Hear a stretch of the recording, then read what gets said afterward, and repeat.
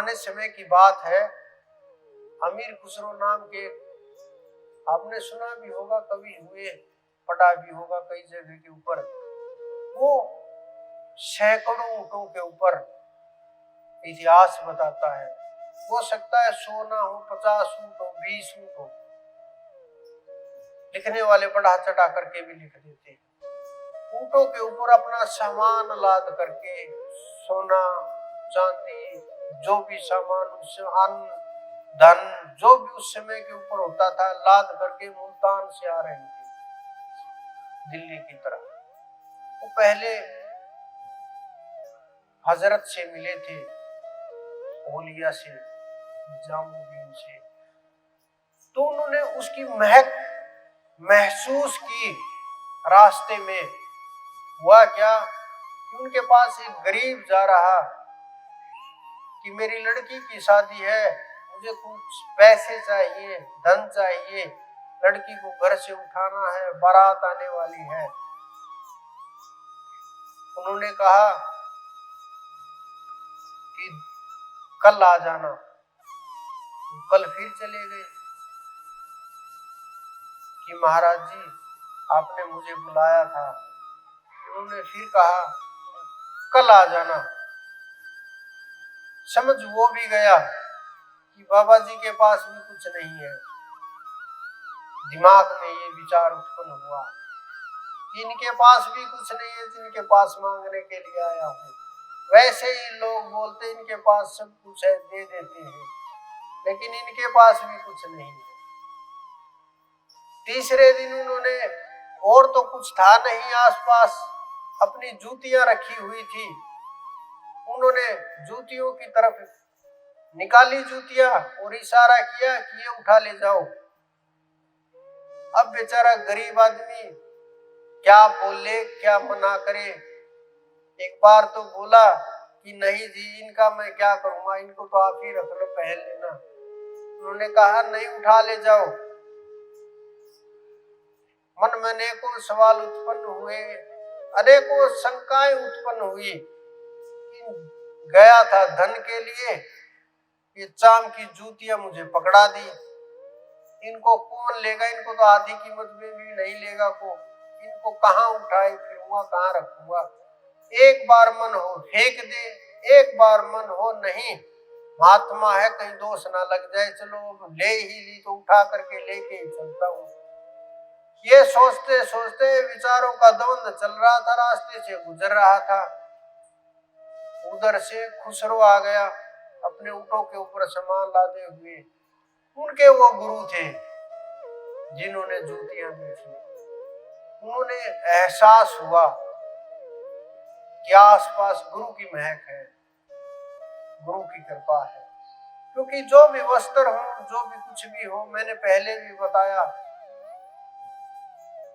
महक हो जाती है उसमें, पहन करके ध्यान करें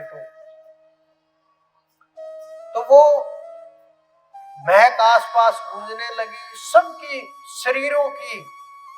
आप सब समझ सकते हो, घर गृहस्थी वाले लोग हो, बाल बच्चे वाले लोग हो, सबके अंदर अलग अलग प्रकार की महक होती है। भोजन के साथ, समय के साथ, पसीने के साथ, सांस के साथ, त्वचा की, अलग अलग प्रकार की महक होती है सबकी, प्रत्येक मानव की। जिनकी तेज घ्राण शक्ति है, सूंघने की शक्ति है, वो बता देते हैं। तो उन्हें महसूस हुआ कि आसपास गुरु की कोई वस्तु है या गुरु जी आसपास है, मुझे पता करना चाहिए। छटपटाया, देखा, उधर उधर दौड़ा, आसपास कुछ नजर नहीं आया। अपनी पत्नी और बच्चों के साथ आ रहा था, बहुत दौड़ा, नहीं दिखा। कुछ दूरी पर एक व्यक्ति दिखा, आसपास नजर आया, कुछ नहीं दिखा। फिर सोचा ये तो वो नहीं है। नजदीक गया और नजदीक गया, जा करके देखा वो महक वहीं से आ रही थी। क्योंकि जो एनर्जी होती है वो दूर तक प्रभाव करती है। अगर तार जुड़ा हुआ हो, अगर प्रेम हो, तो कहीं किसी को कष्ट होगा पता चल जाएगा, गुरु परेशान होंगे पता चल जाएगा, गुरु का शब्द होगा पता चल जाएगा, शिष्य को कष्ट होगा पता चल जाएगा, पुकार होगी तो भी पता चल जाएगा। बहुत से जीव मेरे को बोलते हैं आकर के, जब मैं बताने लगता हूं क्या आप हमारे साथ ही रहते हो, तो मैं तो साथ नहीं रहता, लेकिन मेरे गुरु आप सब लोगों के साथ रहते हैं। मेरे अंदर इतना सामर्थ्य नहीं कि मैं आप सब लोगों के साथ रह सकूं, लेकिन मेरे गुरु के अंदर इतना सामर्थ्य जरूर है कि वो आप सब लोगों के साथ रह सके और एक एक कर्म को देखते रहते हैं, क्या करते हैं, कैसे करते हैं।